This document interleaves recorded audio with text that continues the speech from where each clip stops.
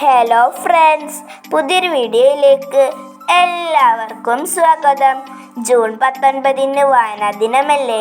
ഈ വായനാ ദിനത്തിന് നമുക്ക് ചോദിക്കാൻ സാധ്യതയുള്ള ചില ഉറപ്പായ ചോദ്യോത്തരങ്ങൾ പഠിക്കാം. വായനാ ദിനവുമായി ബന്ധപ്പെട്ട് ഒത്തിരി വീഡിയോകൾ ഞാൻ അപ്ലോഡ് ചെയ്തിട്ടുണ്ട്. അതിൻ്റെ ലിങ്ക് ഞാൻ കമൻറ്റ് ബോക്സിലും ഡിസ്ക്രിപ്ഷൻ ബോക്സിലും പിൻ ചെയ്ത് വെക്കാം. കൂടാതെ ഈ വീഡിയോയുടെ അവസാനത്തിൽ നിങ്ങൾക്കായി തരുന്ന ചോദ്യത്തിൻ്റെ ആൻസർ ആദ്യം കമൻറ്റ് ചെയ്യുന്നവരെ ഞാൻ പിൻ ചെയ്ത് വെക്കുന്നതായിരിക്കും. വീഡിയോയിലേക്ക് കടക്കുന്നതിന് മുമ്പ് നിങ്ങൾ എൻ്റെ ചാനൽ ആദ്യമായി കാണുകയാണെങ്കിൽ ലൈക്ക് ചെയ്യാനും ഷെയർ ചെയ്യാനും സബ്സ്ക്രൈബ് ചെയ്യാനും മറക്കല്ലേ. എന്നാൽ നമുക്ക് ഒട്ടും സമയം കളയാതെ വേഗം വീഡിയോയിലേക്ക് കടക്കാം.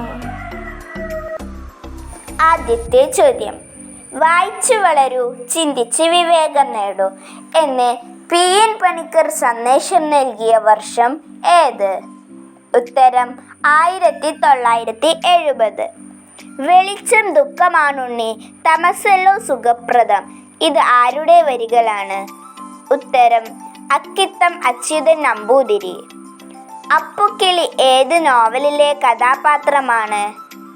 ഉത്തരം ഖസാക്കിൻ്റെ ഇതിഹാസം.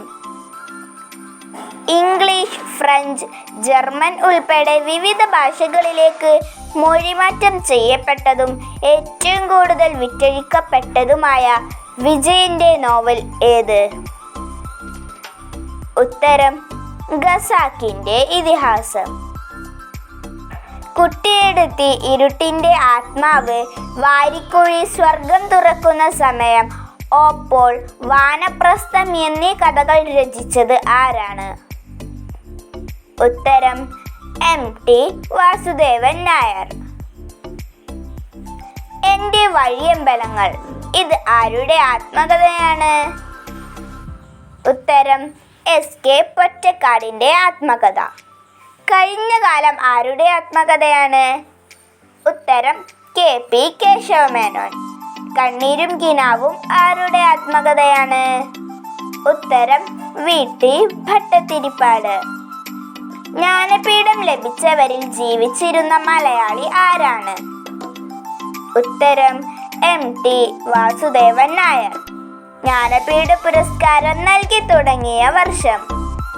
ഉത്തരം 1965. ജ്ഞാനപീഠ പുരസ്കാരം ആദ്യം ലഭിച്ചത് ആർക്കാണ്? ഉത്തരം G ശങ്കരക്കുറുപ്പിന്. 1980 ജ്ഞാനപീഠ പുരസ്കാരം ലഭിച്ചത് ആർക്കാണ്?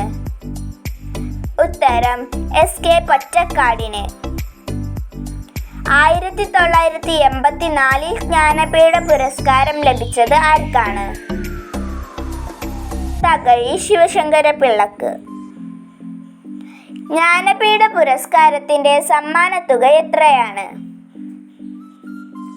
11 ലക്ഷം. ജ്ഞാനപീഠ പുരസ്കാരം ലഭിച്ച ആദ്യ വനിത ആരാണ്? ഉത്തരം ആശാ പൂർണദേവി. എഴുത്തച്ഛൻ പുരസ്കാരം 2020 ലഭിച്ചത് ആർക്കാണ്? സക്കരിയ.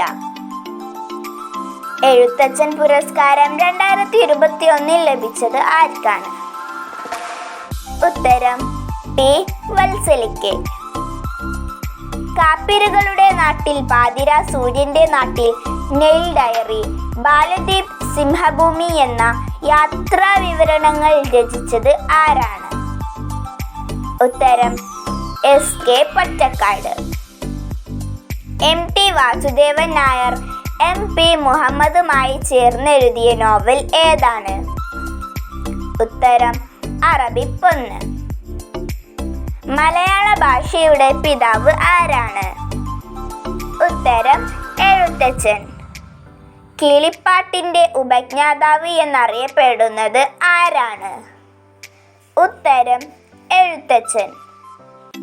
ഇനി നിങ്ങൾക്കായി ഒരു ചോദ്യം: മലയാളത്തിലെ ഏറ്റവും വലിയ നോവൽ ഏതാണ്? മലയാളത്തിലെ ഏറ്റവും വലിയ നോവൽ ഏതാണ്?